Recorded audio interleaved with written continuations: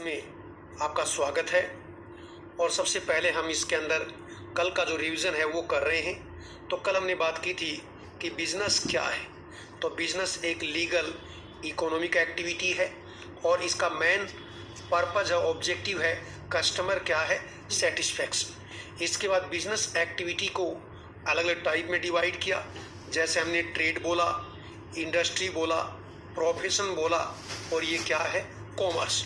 और कॉमर्स में मैंने देखो ट्रक तो ट्रांसपोर्ट है, फिर वेयर हाउसिंग है, जैसा बैंक वैसा माहौल, इंश्योरेंस, एडवर्टाइजमेंट है, ये क्या है, कॉमर्स में आते हैं। इसके बाद हमने बात की थी कि ट्रेड एक तरह से कॉमर्स का ही पार्ट है। और जो ट्रेड है ये दो टाइप का होता है, एक इंटरनल या होम ट्रेड और एक क्या है, इंटरनेशनल। इंटरन ट्रेड में होलसेलर, आपको पता है कि कोई भी एक प्रोड्यूसर होता है, वो अपना माल बेचता है होलसेलर्स को, और होलसेलर किसको भेजते हैं, रिटेलर को, और रिटेलर फिर अल्टीमेटली क्या है, कंज्यूमर या कस्टमर तक। तो यहाँ अलग अलग क्वेश्चन आते हैं कि एक कंज्यूमर और होलसेलर के बीच में मिडल मैन या लिंक कौन करता है, रिटेलर। ऐसे ही एक रिटेलर और प्रोड्यूसर के बीच में कौन है, होलसेलर। इस तरह से क्वेश्चन आते हैं। और दूसरा ये इंपोर्ट, आप जानते हैं दूसरे देश से माल मंगवाना। एक्सपोर्ट का मतलब माल को वहाँ भेजना, और एंट्री पोर्ट का मतलब जिसमें इंपोर्ट है और इंपोर्ट के बाद उसी सामान को वापस क्या है, री एक्सपोर्ट करेंगे, वापस बेच देंगे। तो ये क्या है, एंट्री पोर्ट। तो यहाँ से क्वेश्चन जो है आया हुआ है। इसके बाद हमने बात की थी नेक्स्ट पार्ट में जो इंडस्ट्री है उनके प्रोडक्ट के बारे में।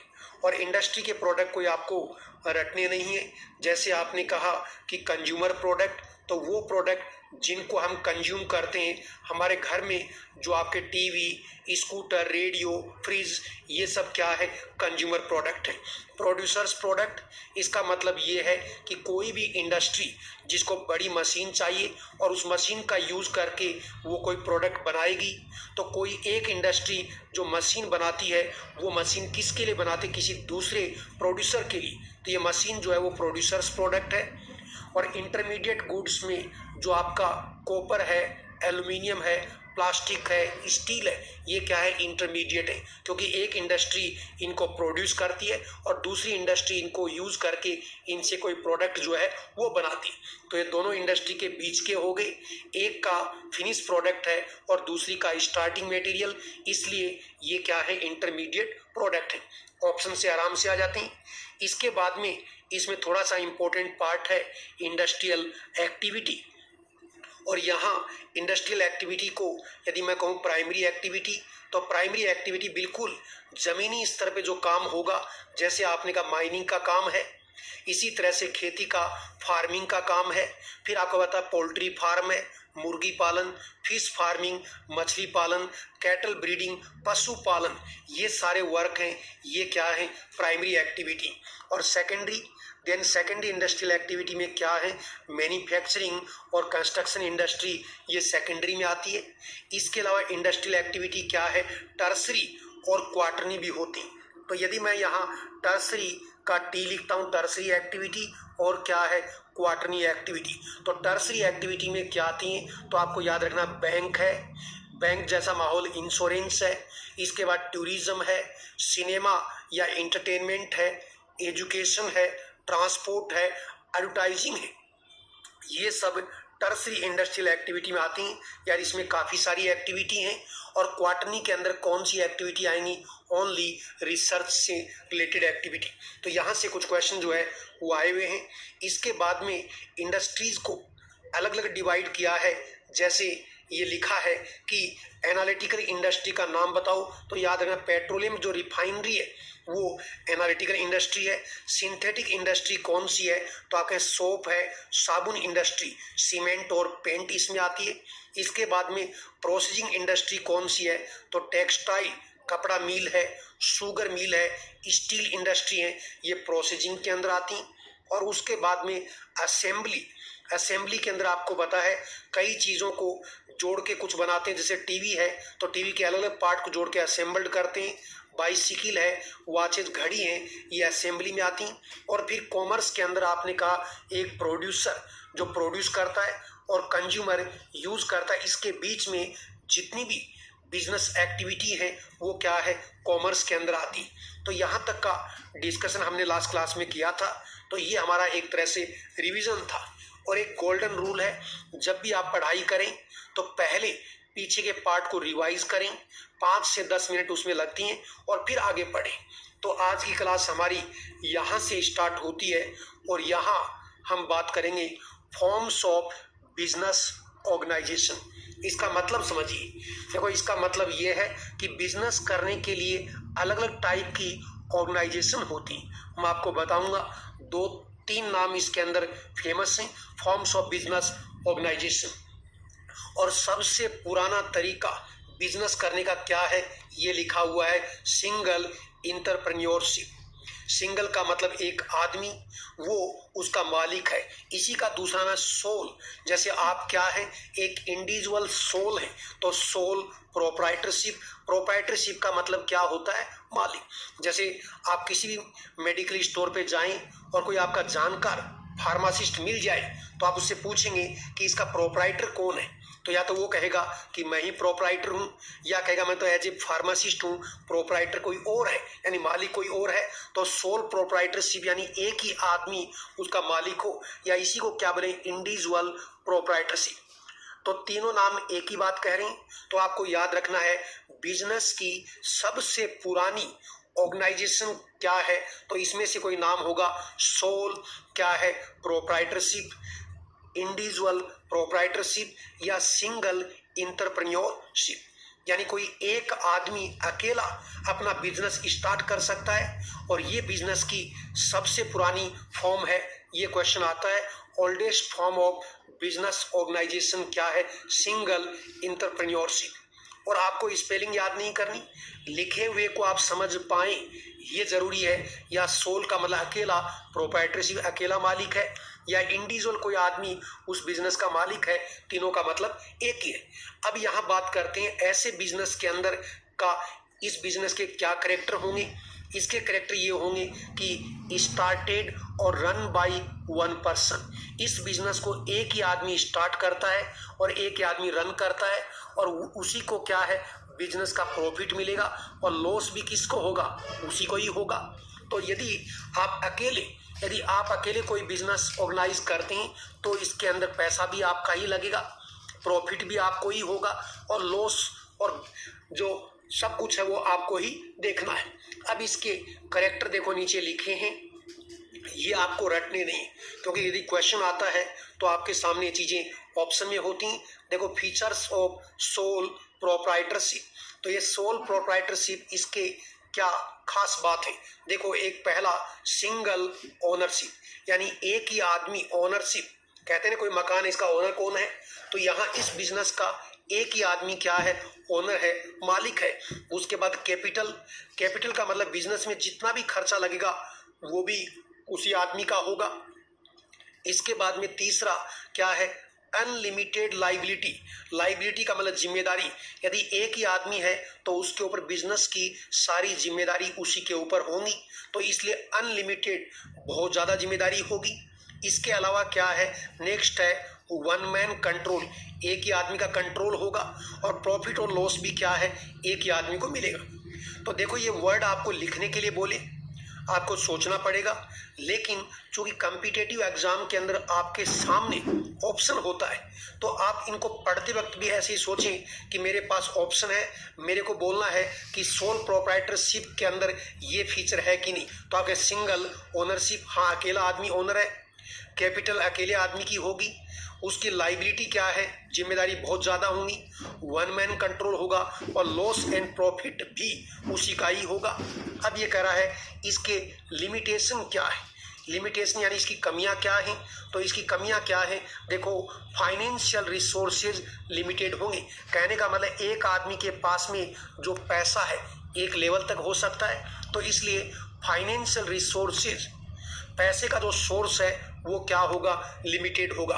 और यदि किसी बिजनेस को कई लोग मिलके चलाएं तो थोड़ा थोड़ा पैसा इकट्ठा करके बहुत ज़्यादा पैसा इकट्ठा हो सकता है, लेकिन अकेले आदमी के साथ में फाइनेंशियल रिसोर्सेज क्या है, लिमिटेड। दूसरा क्या है, लिमिटेड मैनेजेरियल स्किल। एक आदमी अपना कोई भी डिसीजन लेता है तो उसकी मैनेजेरियल जो पावर है वो क्या है, वो भी लिमिटेड होगी। और लाइबिलिटी उसकी क्या है, जिम्मेदारी उसकी अनलिमिटेड है, क्योंकि अकेले आदमी को जिम्मेदारी उठानी और कहीं भी घर में कोई शादी ब्याह हो, बीमार हो, जो भी कोई काम करना वो उसी अकेले को करना है।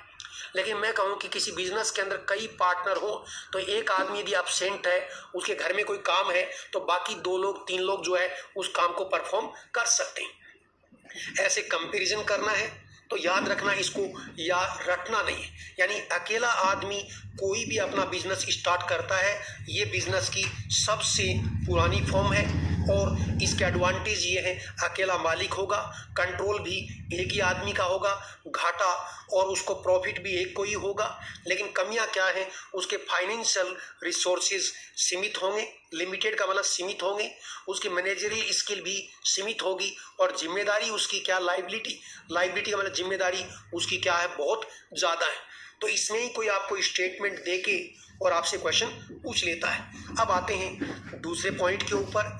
दूसरा, बिजनेस करने का तरीका क्या है वो मैं बता रहा हूँ। तो यहाँ लाइन टू लाइन आपको याद नहीं करनी, आपको वर्ड का मतलब समझना है। देखो, पार्टनरशिप फर्म, तो आप समझ गए। यदि आप किसी अपने दोस्त से मिलते हो और वो कोई दुकान चला रहा है, कोई होटल चला रहा है, और आप उससे बात करते हो तो वो कहेगा कि ये किसका बिजनेस है, तो वो कहेगा पार्टनरशिप में बिजनेस किया हुआ है। इसका मतलब ये है उसमें 2 आदमी कम से कम, क्योंकि पार्टनर होंगे तो 2 लोग होंगे, 2 या उससे ज़्यादा लोग मिलके किसी बिजनेस को चलाते हैं। और कॉमन ओनरशिप, उनके मालिक क्या है, कोई अकेला नहीं, जितने पार्टनर वो ही उसके क्या है, मालिक हैं। उसके साथ में कोई बिजनेस चलता है तो उनके बीच में क्या होगा, एग्रीमेंट होगा। तो यदि हम मिलके और कोई बिजनेस चलाते हैं तो कम से कम 2 आदमी होंगे, और उससे ज़्यादा लोग किसी बिजनेस को एक साथ ज्वाइन टुगेदर चलाते हैं तो क्या है, एक कॉमन ओनरशिप के अंदर उस बिजनेस को रन करेंगे, और उनके बीच में एक रिटर्न एग्रीमेंट होगा, रिटर्न लिखित एग्रीमेंट होगा। और ये एग्रीमेंट आप ये याद कर सकते हैं, line section 4 of Indian partnership act 1932। तो इंडियन पार्टनरशिप एक्ट 1932 के अकॉर्डिंग, इसके सेक्शन 4 के अकॉर्डिंग जितने भी पार्टनर हैं उनके बीच में एग्रीमेंट साइन होगा, और वो मिलके क्या है, कलेक्टिवली उनको क्या बोलेंगे, एक फर्म है, और वो इंडिविजुअल पर्सन क्या है, पार्टनर है। तो पूरी लैंग्वेज आपको नहीं रटनी, मैं दोबारा से समझा रहा हूँ कि पार्टनरशिप बिजनेस में कम से कम 2 लोग तो होंगे, उससे ज़्यादा भी हो सकते हैं, और वो कॉमन मालिकाना हक के साथ में कोई बिजनेस स्टार्ट करते हैं। तो करने से पहले इनके बीच में एग्रीमेंट होगा, और एग्रीमेंट होगा section 4 of Indian partnership act 1932, ये याद रखना है। और उनके बीच जो एग्रीमेंट होगा, तो उनके बीच एक एग्रीमेंट होगा, शेयर प्रॉफिट के अंदर सबका शेयर होगा कि कौन सा पार्टनर को कितना कितना प्रॉफिट मिलेगा, जितनी बिजनेस में उनकी हिस्सेदारी है, ये भी सब रिटर्न में होगा। और एजेंसी रिलेशन होंगे, जो एग्रीमेंट के अंदर जो लिखा है उस तरह के उनके रिलेशन होंगे। जैसे 2 भाई हैं और ये भी कोई बिजनेस चलाते हैं और इनके बीच में एग्रीमेंट है, तो सारे काम जो है इस एग्रीमेंट के अकॉर्डिंग चलेंगे। तो ये आपका पार्टनरशिप फर्म हुआ। अब मेरा क्वेश्चन है कि जो पार्टनरशिप बिजनेस है इसके अंदर अलग अलग टाइप के क्या होते हैं, पार्टनर्स होते हैं, और इनके बारे में कुछ क्वेश्चन जो है वो आते हैं, उनके बारे में बात करूंगा। टाइप्स ऑफ क्या है, पार्टनर। तो पार्टनरशिप बिजनेस में अलग अलग टाइप के पार्टनर होंगे, और आपसे क्वेश्चन करता है, देखो एक नाम लिखा एक्टिव पार्टनर। जैसा कि नाम है, एक्टिव पार्टनर का मतलब क्या है, जो बिजनेस की एक्टिविटी के अंदर एक्टिवली पार्टिसिपेट करेगा, बिजनेस की जो डे टू डे एक्टिविटी होती है उस बिजनेस को रोज संभालता है, उसकी जिम्मेदारी लेता है, तो ऐसे पार्टनर को क्या बोलेंगे, एक्टिव। यही होगा एक्टिव पार्टनर, जो बिजनेस की डे टू डे एक्टिविटी में क्या करता है, पार्टिसिपेट करता है। देखो, person who take active part in business are called active partner या पार्टनर्स। तो कोई लाइन नहीं रटनी, आपको सिंपल अपने वर्ड में याद रखना है, क्योंकि टीचर लैंग्वेज चेंज करता है कि एक्टिव पार्टनर का मतलब क्या है, जो बिजनेस की डे टू डे एक्टिविटी में पार्टिसिपेट करता है या करते हैं, वो क्या है, वो एक्टिव पार्टनर है। तो क्या ऐसे भी पार्टनर होते हैं जो बिजनेस की डे टू डे एक्टिविटी में पार्टिसिपेट नहीं करते हैं? तो मैं कहूँगा यस, क्योंकि ऐसे पार्टनर को क्या बोलते हैं, स्लीपिंग पार्टनर। अब मुझे बताइए कोई ऐसा पार्टनर जो बिजनेस की डेली एक्टिविटी में पार्टिसिपेट नहीं करे, तो उसको क्या बोलेंगे, स्लीपिंग पार्टनर, क्योंकि वो घर पे सो रहा है। या उसी को क्या बोलते हैं, डोरमेंट पार्टनर। तो पूछ लेते हैं कि डोरमेंट पार्टनर का मतलब क्या है। तो ये don't take active part in business, business की जो एक्टिविटीज हैं उनमें एक्टिवली पार्ट नहीं लेता है, लेकिन प्रॉफिट और लॉस में शेयर इसका होता है। तो आप कहेंगे ऐसे कैसे होगा? तो जैसे मान लीजिए मैं आपको एक एग्जांपल के तौर पे समझाता हूं कि आप हैं और आपने, नीचे दिखा रहा हूं, आप ये हैं और आपने ऐसा देखा कि कोई बिजनेस स्टार्ट करते हैं, और बिजनेस स्टार्ट करने के लिए और आप चाहेंगे कि मैं अकेला ही बिजनेस स्टार्ट कर लूं ताकि सारा प्रॉफिट भी मेरा ही, और जो भी करूंगा घाटा नफा नुकसान सब जिम्मेदारी मेरी है, सारी मेरी ही चलेगी। बहुत अच्छी बात है। और आप अकेले बिजनेस स्टार्ट करते हैं तो ये बिजनेस कौन सा होगा, सोल प्रोप्राइटरशिप या इंडिविजुअल प्रोप्राइटरशिप या सिंगल एंटरप्रेन्योरशिप, जो हमने ऊपर डिस्कस किया। लेकिन बिजनेस चलाने के लिए आपके पास में उतना पैसा नहीं है, या आपकी मैनेजरियल स्किल पुअर है, पैसा तो है, कोई भी कमी है, तो आप सोचेंगे मैं किसी ऐसे आदमी को पार्टनर बनाता हूं जिसकी मुझे जरूरत है। और आप सोचें यदि घर पे आके यदि इस बात की चर्चा घर वालों से करेंगे और घर आके आप आए और अपनी माँ से पूछा कि मैं किसको, मेरे को बिजनेस स्टार्ट करना है और कोई पार्टनर चाहिए, तो आपकी जो माँ होगी वो किसको सजेस्ट करेगी? तो वह आपको पता है घरेलू चीज़ों के बारे में।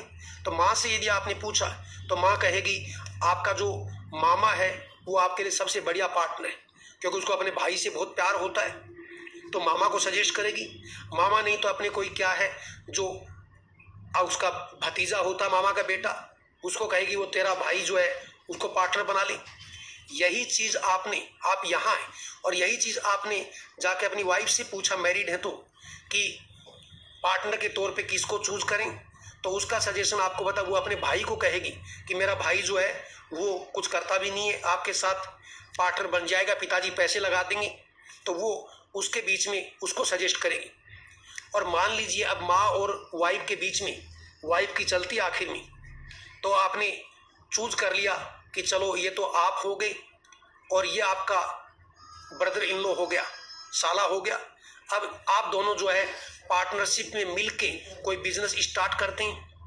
ठीक है, आपने बिजनेस स्टार्ट कर दिया और मान लीजिए आप जो है डे टू डे एक्टिविटी में पार्टिसिपेट करते हैं, तो आप तो क्या हो गए, एक्टिव पार्टनर। लेकिन आपका ब्रदर इन लॉ है और आपकी वाइफ का भाई है, उसको ज़्यादा कह नहीं सकते, थोड़ा आलसी टाइप का आदमी है।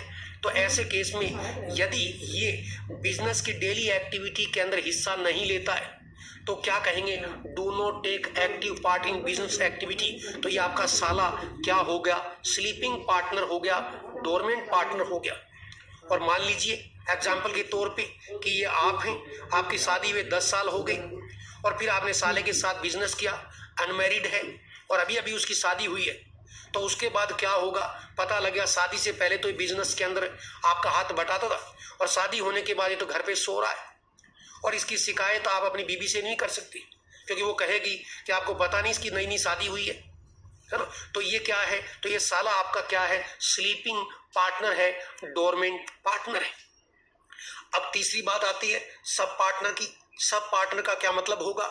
अब मान लीजिए आपको बिजनेस को और बढ़ाना है और आप चाह रहे हैं कि बिजनेस के अंदर और मैं 5 लाख रुपए जो है और खर्च करना चाहता हूं और बिजनेस में एक्सपांशन करेंगे, और आपका साला तो निठल्ला है, ये कोई काम नहीं करता है, और आपको 5 लाख रुपए आप लगा रहे हैं और 5 लाख रुपए आपके साला लगा रहा है। अब इसके पास तो पैसे हैं नहीं, तो ये क्या करेगा, ये क्या है, 5 लाख रुपए या तो अपने पिताजी से लेगा या अपने जो नए नए ससुर जी बने उनसे लेगा। इसने अपने पिताजी से लिया, यानी आपके ससुर से लिया या खुद के ससुर से लिया 5 लाख रुपया और लेके बिजनेस में लगा दिया, और आपने भी लगा दिया 10 लाख रुपया आपने लगा दिए। तो ये जो जिस आदमी से ये आपका, चाहे आपका ससुर हो चाहे इसका ससुर जी हो, उनसे इसने पैसा लेके बिजनेस में लगाया है, तो ये आपके और क्या उनको एश्योरेंस दी है अपने ससुर जी को या अपने पिताजी आपके ससुर जी को क्या एश्योरेंस दी है कि ये कहा है कि बिजनेस में मेरे को जो फायदा होगा उसके अंदर आपकी भी हिस्सेदारी होगी, ऐसा उसने वर्बली बोला है। तो ये आपके जो ससुर जी हैं ये क्या बन गए, ये सब पार्टनर बन गए। ये सब पार्टनर बन गए कैसे? क्योंकि आपके पार्टनर का जो पार्टनर है वो क्या होगा, सब पार्टनर। अब मुझे बताइए कि ये जो ससुर जी जिन्होंने 5-5 लाख रुपए यदि लगा दिए किसी ने भी, तो इनका जो आपकी बिजनेस की फर्म है उस पर कोई राइट बनता है क्या? बिल्कुल नहीं बनता, क्योंकि इन्होंने बिजनेस फर्म को पैसा नहीं दिया है, इन्होंने आपका जो पार्टनर है, आपका जो साले जी है, उनको पैसा दिया है। और साले जी ने इनको ये एश्योरेंस दिया है कि मेरे को बिजनेस में फायदा होगा और वो पैसा और आपका पैसा मैं रिटर्न कर दूंगा। तो आपको याद रखना है कि पार्टनर ने किसी दूसरे आदमी से मार्केट से पैसा लिया है और बिजनेस में लगाया है, तो जिस आदमी से आपने मार्केट से पैसा लिया है वो सब पार्टनर है, और उस सब पार्टनर का बिजनेस के ऊपर कोई भी लीगल राइट जो है वो नहीं बनता, क्योंकि वो दोनों आपस में निपटे, बिजनेस के ऊपर इस पे कोई इफेक्ट नहीं आएगा। तो ये सब पार्टनर होता है। अब आते हैं चौथा टाइप क्या है। तो देखो एग्जाम्पल फिर से रिपीट करता हूं, ये आप हैं, ये आपके साले जी हैं और इनके साथ बिजनेस किया। यदि आप बिजनेस की डे टू डे एक्टिविटी में पार्टिसिपेट करते हैं तो यू आर एक्टिव पार्टनर, और ये नहीं करते हैं तो ये क्या है, ये डोरमेंट या क्या है, स्लीपिंग या डोरमेंट पार्टनर हैं। और इन्होंने 5 लाख रुपया किसी से अपने पिताजी से लेके यदि 5 लाख रुपया बिजनेस के अंदर लगाया है और पिताजी को ये एश्योरेंस दिया है कि मेरे बिजनेस के अंदर जो फायदा होगा उसका 20% 30% आपको दूंगा और आपका पैसा रिटर्न कर दूंगा। तो ये आपके जो ससुर जी हैं या इनके पिताजी, ये कैसे पार्टनर होंगे, सब पार्टनर, और बिजनेस के ऊपर इनका ससुर जी का कोई लीगल राइट नहीं बनता है। अब चौथा पार्टनर है पार्टनर बाय एस्टपल या होल्डिंग आउट, या इसी को बोलते हैं क्वेसी पार्टनर। तो देखो क्वेसी पार्टनर या इसी को बोलते हैं होल्डिंग आउट पार्टनर या पार्टनर बाय एस्टपल, ये जो है ये कौन है? तो अब आप देखिए, मान लीजिए आपके साले जी हैं, नई नई शादी हुई और आज क्या है, इनकी वाइफ जो है वो भी क्या है वहां आ गई आपके बिजनेस के ऊपर, और यहाँ ये जोड़े के साथ आए और इतने में कोई यहाँ गाड़ी से कोई दूसरा निकल रहा है और पता लगा कि ये कोई आपके साले जी की जो वाइफ है इसकी कोई सहेली आ गई और ये दोनों आपस में दिख गई, और ये सहेली इससे पूछेगी कि ये बिजनेस किसका है। तो आपके साले की जो वाइफ है आपकी सलज हुई, ये क्या कहेगी, ये बोलेगी कि अपना ही बिजनेस है, अपना ही बिजनेस है। बताओ ये इसका बिजनेस है क्या? क्योंकि देखो बिजनेस के अंदर एजेंसी रिलेशन होते हैं। इंडियन पार्टनरशिप एक्ट 1932 के सेक्शन 4 के अकॉर्डिंग एग्रीमेंट होता है, और एग्रीमेंट के अंदर आप हैं और आपके साले जी, तो ये दो ही पार्टनर हैं, इसके अलावा बाकी कोई बिजनेस का पार्टनर नहीं है। और जो day to day activity participate करे एक्टिव, जो नहीं करेगा वो स्लीपिंग, और फिर आपके ससुर जी से पैसा लिया वो सब पार्टनर हैं। और ये सलज जो है इनका सिर्फ हस्बैंड, इनके हस्बैंड हैं और इनका बिजनेस में पार्टनरशिप है, इनका कुछ भी राइट नहीं है। लेकिन ये कहेंगे क्या, आमतौर पे हम यही कहते हैं कि अपना ही बिजनेस है। तो यदि कोई भी आदमी आपकी बिजनेस ऑर्गेनाइजेशन के नाम से किसी को बोल रहा है ये मेरा बिजनेस है या ये हमारा ही बिजनेस है, तो ये जो पर्सन है ये क्या है, इसको बोलते हैं दैट इज क्वेसी पार्टनर या होल्डिंग आउट पार्टनर या पार्टनर बाय एस्टपल। इसका कोई भी लेना देना नहीं है, इसने 1 रुपया तक नहीं लगाया है, इसलिए ये जो पार्टनर है ये होल्डिंग आउट पार्टनर है। कई बार ऐसा होता है कि हम किसी दोस्त के किसी शोरूम पे बैठे हों और कोई हमारा दोस्त आ जाए तो हम क्या बोलते हैं, हम यही बोलते हैं अपना ही बिजनेस है। तो अपना तो नहीं, अपने दोस्त का है, लेकिन हम बोलते कि अपना ही है, तो हम कैसे पार्टनर होते हैं? तो हम क्वेसी या होल्डिंग आउट पार्टनर होते हैं। एक नाम दिया गया है तो किसी आदमी को आप अपने नाम के बिजनेस के साथ अपना नाम जोड़ते हैं, बोलते हैं किसी आउटसाइडर को, जबकि आप उसके किसी भी तरह के कोई पार्टनर नहीं है, तो आप क्वेसी होल्डिंग आउट या पार्टनर बाय एस्टेपल होते हैं। तो इन पार्टनर्स के बारे में क्वेश्चन जो है वो आता है। तो मैंने क्या बताया, सबसे पुरानी बिजनेस की फॉर्म क्या है, तो आपको बताया सिंगल प्रोप्राइटरशिप। एक अकेला आदमी किसी बिजनेस का क्या है, मालिक है। सोल प्रोप्राइटरशिप, इंडिविजुअल प्रोप्राइटरशिप या सिंगल एंटरप्रेन्योरशिप सबसे पुरानी फॉर्म है। और इसमें एक ही आदमी मालिक होगा, उसी के डिसीजन होंगे, उसी का पैसा होगा, घाटा भी उसी को, फायदा भी उसी को। लेकिन नुकसान क्या है, जिम्मेदारी बहुत ज्यादा कहीं छोड़ के नहीं जा सकता, घाटा हो जाएगा। मैनेजरियल स्किल उसकी लिमिटेड है। फाइनेंशियल रिसोर्सेज, पैसा भी एक लेवल तक लगा सकता है अकेले आदमी के पास में। और पार्टनरशिप बिजनेस में हम 2 या उससे ज्यादा आदमी स्टार्ट करेंगे, जिसके अंदर मैंने आपको बताया कि इंडियन पार्टनरशिप एक्ट 1932 के सेक्शन 4 के अकॉर्डिंग एग्रीमेंट होगा और एजेंसी रिलेशन होंगे। आपके पारिवारिक रिश्ते नहीं, वहां एजेंसी रिलेशन चलेंगे। प्रॉफिट और लॉस में शेयर होगा और एग्रीमेंट में जो लिखा है उन चीजों की पालना होगी। और कोई भी पार्टनर, चाहे सारे पार्टनर बिजनेस की डे टू डे एक्टिविटी में पार्टिसिपेट करते हैं तो वो क्या है, एक्टिव में। कोई भी पार्टनर, जैसे मैंने आपका साला कहा, यदि डे टू डे एक्टिविटी में पार्टिसिपेट नहीं करता, डोंट टेक पार्ट, तो वो स्लीपिंग या डोरमेंट है। उसने किसी से पैसा लेके लगाया, उसने अपने पिताजी से पैसा लेके लगाया, तो उसके पिताजी जो हैं वो सब पार्टनर हैं। और बिजनेस के अगेंस्ट में उनका कोई भी क्या है, सब partner has no right against the firm. Business के ऊपर उसका कोई भी राइट जो है वो नहीं बनता है। और आपके साले की जो वाइफ है उसको क्या बोलेंगे, पार्टनर बाय एस्टेपल, होल्डिंग आउट या क्या है, क्वेसी पार्टनर। उसका भी बिजनेस के ऊपर कोई लीगल राइट नहीं है। तो ये एक पार्ट हुआ। अब आगे चलते हैं। एक बिजनेस की फॉर्म जो है और है, जिसको आगे नोट्स में आगे लिखी होगी, मैं यहीं पे आपको एक बार लिख के बता रहा हूं, जिसके बारे में एक बिजनेस की फॉर्म है, ये भी ओल्डेस्ट फॉर्म है, जिसको बोलते हैं क्या है, जॉइंट हिंदू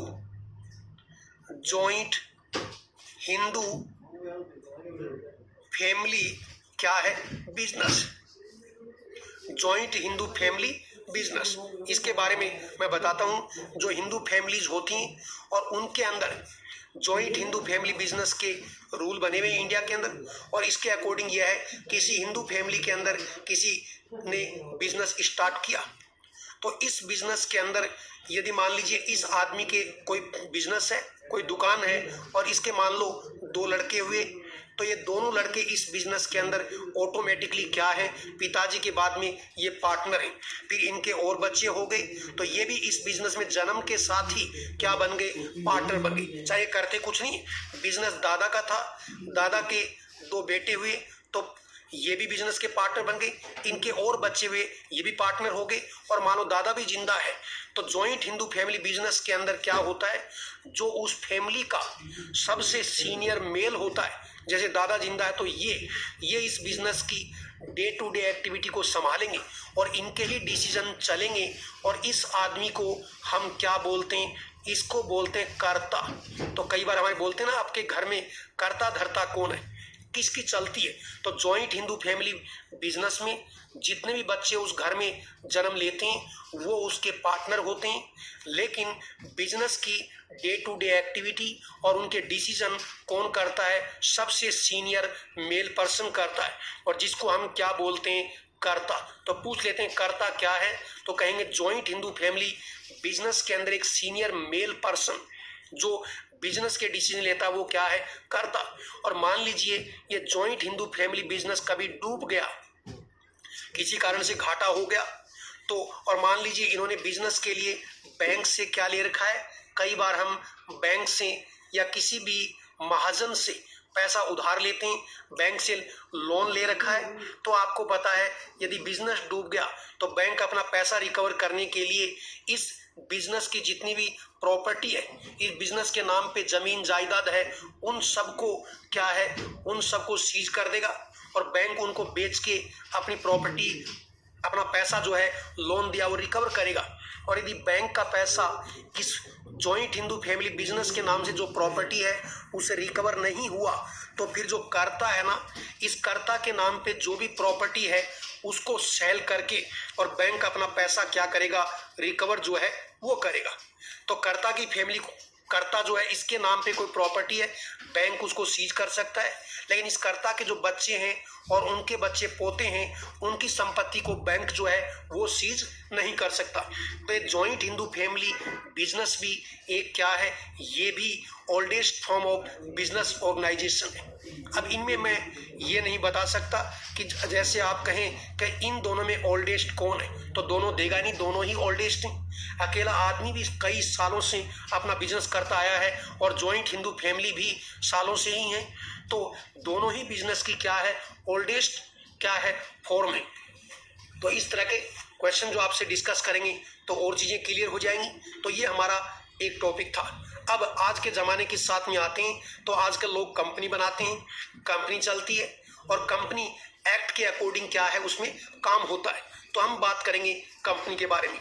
और देखो कंपनी के बारे में काफ़ी क्वेश्चन आते हैं, याद रखना कंपनी एक्ट पहली बार 1956 में आया और उसके बाद में 2013 के अंदर इस एक्ट में बदलाव हो गए। तो लेटेस्ट जो एक्ट अभी एप्लीकेबल है वो 2013 है। तो आपसे पूछे कंपनी एक्ट 1956 और इस 1956 को कंपनी एक्ट 2013 ने क्या कर दिया, रिप्लेस कर दिया। आज ये चल रहा है कंपनी एक्ट 2013। अब मैं बात करता हूं कंपनी क्या है, और इस पे क्वेश्चन आए, कंपनी एक आर्टिफिशियल पर्सन है। आर्टिफिशियल का मतलब एक तो असली आदमी होता है, लेकिन कंपनी जो है इसको भी पर्सन माना है। जैसे आप एक इंडिविजुअल पर्सन है, मैं एक इंडिविजुअल हूँ, ऐसे कंपनी एक्ट के अंदर जो कंपनी है उसको भी एक पर्सन की संज्ञा दी है, वो एक आर्टिफिशियल पर्सन है। और कंपनी हमें दिखती नहीं है, नाम तो सुनते हैं, आदमी तो दिखता है, आदमी का नाम भी सुनते हैं, लेकिन कंपनी का नाम तो सुनते हैं लेकिन कंपनी दिखती नहीं। इसलिए कंपनी क्या है, इनविजिबल, विजिबल नहीं है, देख नहीं सकते। दूसरा, कोई आदमी होगा उसको हम छू सकते हैं, देख सकते हैं, लेकिन कंपनी को छू नहीं सकते, इसलिए क्या है, इनटेंजिबल। इसका मतलब जिन चीजों को आप छू पाए, महसूस कर पाए, वो होते हैं टेंजिबल, और नहीं कर पाए वो क्या है, इनटेंजिबल। तो ये छोटे छोटे वर्ड याद करने हैं। और ट्रांसफरेबल ऑफ शेयर, कंपनी के जो शेयर हैं, यदि आपके पास कोई भी कंपनी है, जैसे रिलायंस कंपनी, आपके पास शेयर हैं, आप किसी दूसरे आदमी को सेल कर सकते हो, तो ट्रांसफरेबल ऑफ शेयर। और फिर क्या है, ऑटोनोमस सिस्टम, कंपनी ऑटोमेटिकली काम करती है।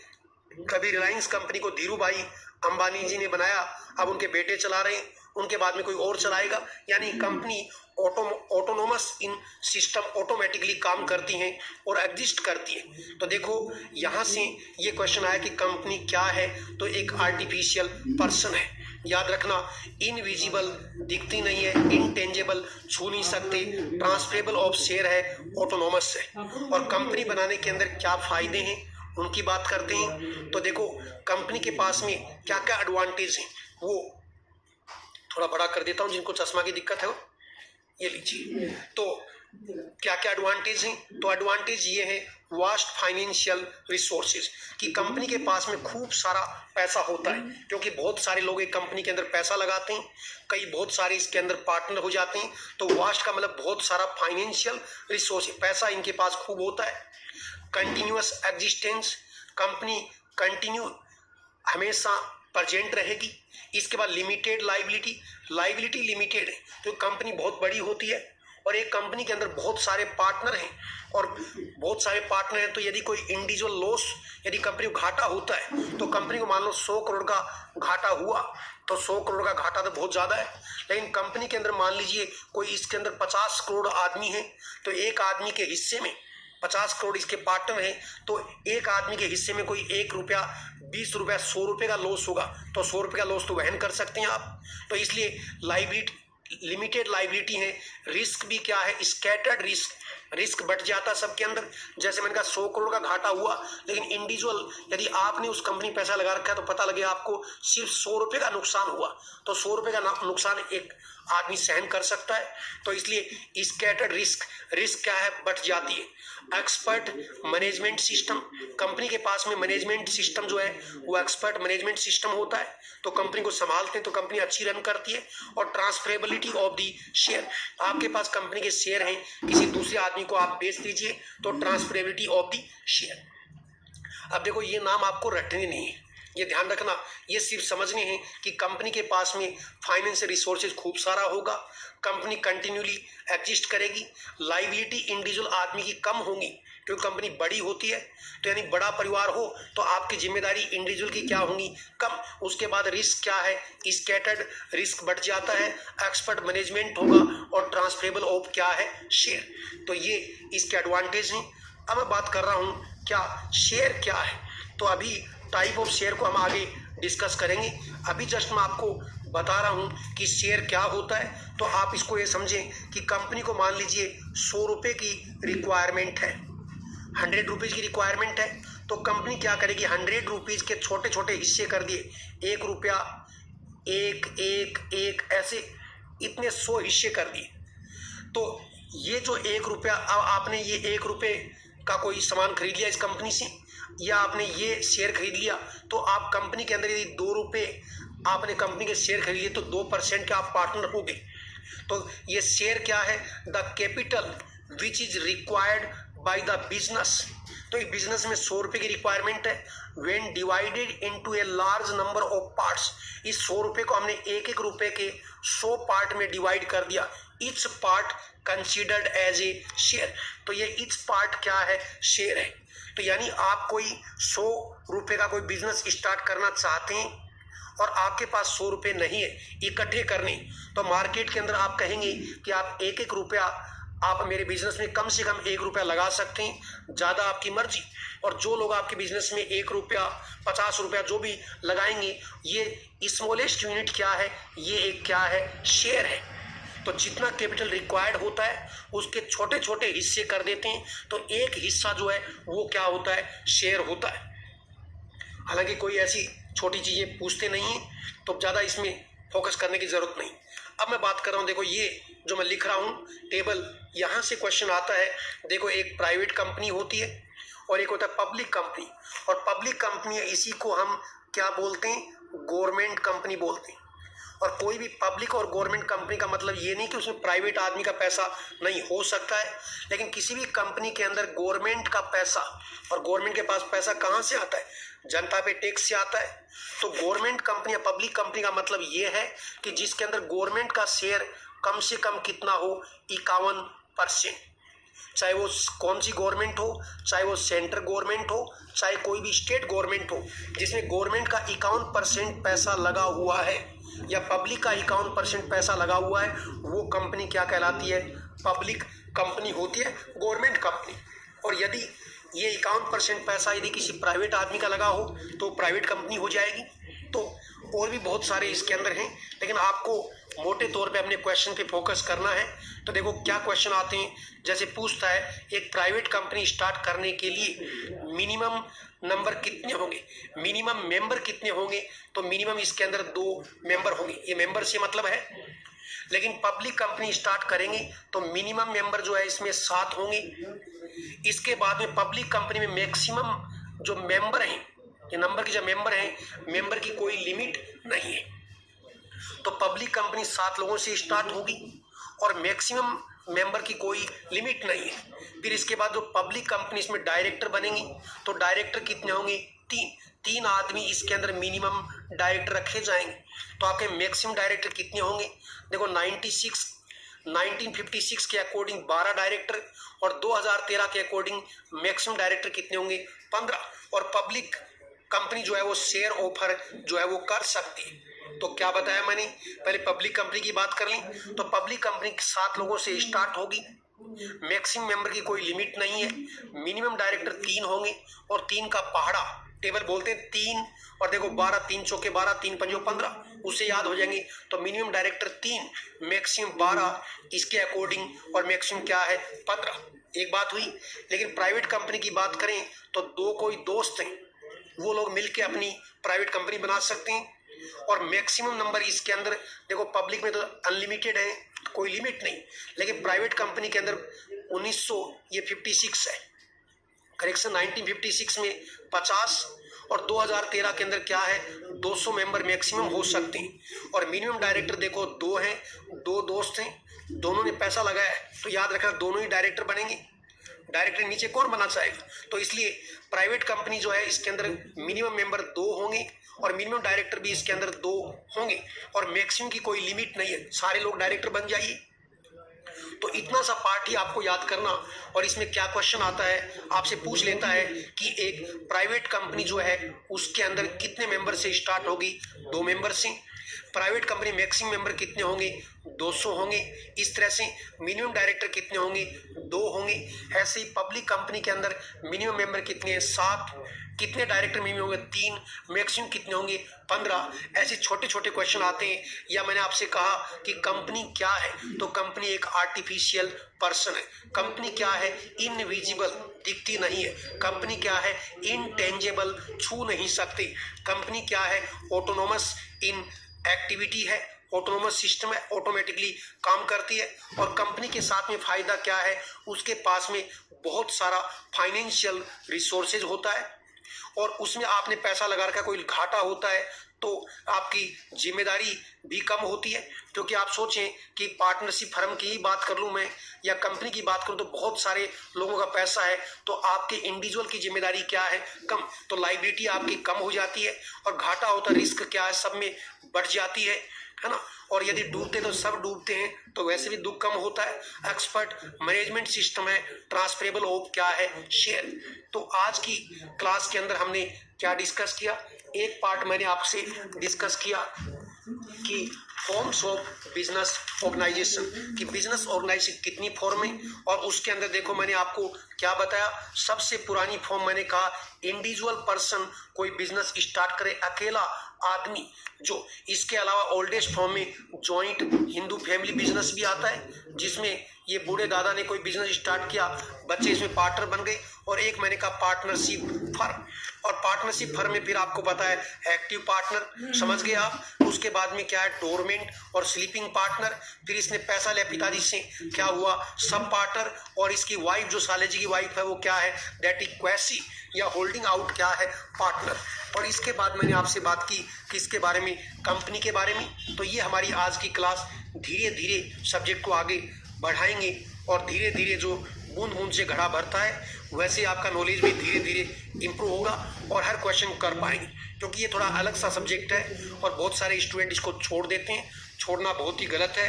कई बार इसमें से 2, 4, 5 क्वेश्चन आ जाते हैं और इजी क्वेश्चन भी आप नहीं कर पाते हैं और आपका सिलेक्शन रुक जाता है। इसलिए हम इसको बहुत अच्छे से आपको करवाएंगे और चीज़ों को समझ पाएंगे, MCQs का डिस्कशन करेंगे और इसी के साथ ही आपको जय हिंद।